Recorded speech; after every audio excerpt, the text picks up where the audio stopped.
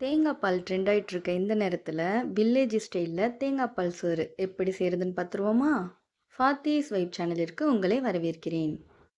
இதுக்கு பிரிஞ்சி இலை, பட்டை, 2 கிராம்பு, 2 ஏலக்காய், கொஞ்சோண்டு சோம்பு எடுத்துக்கோங்க. ஒரு பெரிய தக்காளியை நல்லா பொடிசாக நறுக்கி எடுத்திருக்கேன். 2 பச்சை மிளகா, கொஞ்சோண்டு கொத்தமல்லி, கொஞ்சம் கருவேப்பிலை. இது கூடயே நம்ம எப்பயுமே சோறாக்குற அரிசி இருக்கு இல்லையா, அதை தான் 2 தடவை அலசிட்டு தண்ணி ஊற்றி ஊற வச்சுருக்கோம். இப்போ தேங்காய் பாலுடைய அளவு பார்த்துடலாம். 1 கப் அரிசி இருக்குது அப்படின்னா அதுக்கு 2 கப்பு தண்ணி சேர்ப்போம் இல்லையா, அதில் 1/2 கப் வந்து திக்கான தேங்காய் பாலும், அடுத்து தேவைப்படுற 1/2 கப்புக்கு அடுத்தடுத்து எடுக்கக்கூடிய தேங்காய் பாலையே நம்ம யூஸ் பண்ணிக்கலாம். இப்போ அடுப்பில் குக்கரை வச்சு குக்கரில் எண்ணெய் கொஞ்சமாக ஊற்றிக்கோங்க. எண்ணெய் சூடேறினதுக்கப்புறமா இந்த லவங்கம், பட்டை, பிரிஞ்சி இலை, ஏலக்காய் எல்லாத்தையும் சேர்த்துக்கோங்க. இது கூடயே கருவேப்பிலையும் சேர்த்துக்கோங்க.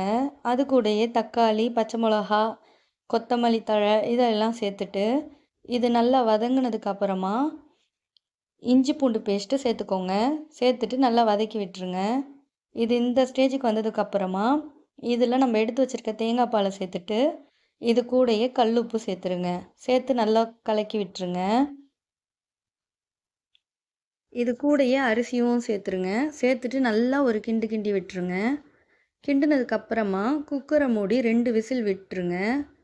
2 விசில் வந்ததுக்கப்புறமா அடுப்பை அணைச்சிட்டு அதில் இருக்க ப்ரெஷர் எல்லாம் போனதுக்கப்புறம் குக்கரை ஓப்பன் பண்ணுங்க. இப்போ நம்மளோட தேங்காய் பால் சோறு ரெடி. இதை இப்போ நீங்கள் ஒரு பாத்திரத்துக்கு மாற்றிருங்க. ஒட்டாமல் வந்திருக்கு. இது கூட பார்த்தீங்கன்னா மீன் குழம்புக்கும் பொரிச்ச மீனுக்கும் இது அல்டிமேட்டாக இருக்கும். கண்டிப்பாக செஞ்சு சாப்பிட்டு பாருங்கள். இந்த வீடியோ உங்களுக்கு பிடிச்சிருந்தா ஃபாத்திஸ் வைப் சேனலை லைக் பண்ணுங்கள், கமெண்ட் பண்ணுங்கள், சப்ஸ்கிரைப் பண்ணுங்கள். நன்றி.